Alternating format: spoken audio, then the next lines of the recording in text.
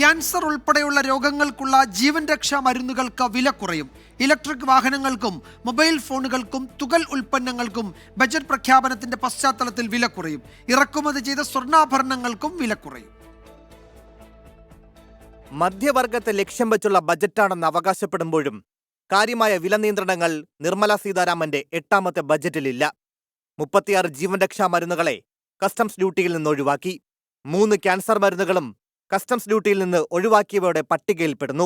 6 മരുന്നുകൾക്ക് കസ്റ്റംസ് ഡ്യൂട്ടിയിൽ ഇളവ് പ്രഖ്യാപിച്ചു.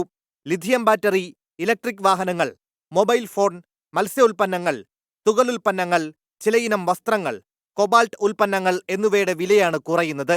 തുകലുൽപ്പന്നങ്ങളുടെ വില കുറയുന്നതോടെ ഷൂ, ബെൽറ്റ് എന്നിവയുടെയും വില കുറയും. LCD, LED TV എന്നിവയുടെ വിലയും കുറയുമെന്നാണ് വിലയിരുത്തൽ. കപ്പൽ നിർമ്മാണത്തിലുള്ള അസംസ്കൃത വസ്തുക്കളുടെയും വില കുറയും. ഇന്ററാക്റ്റീവ് ഫ്ലാറ്റ് പാനൽ ഡിസ്പ്ലേകൾക്ക് 20% കസ്റ്റംസ് ഡ്യൂട്ടി വർദ്ധിപ്പിച്ചു. Research desk 24.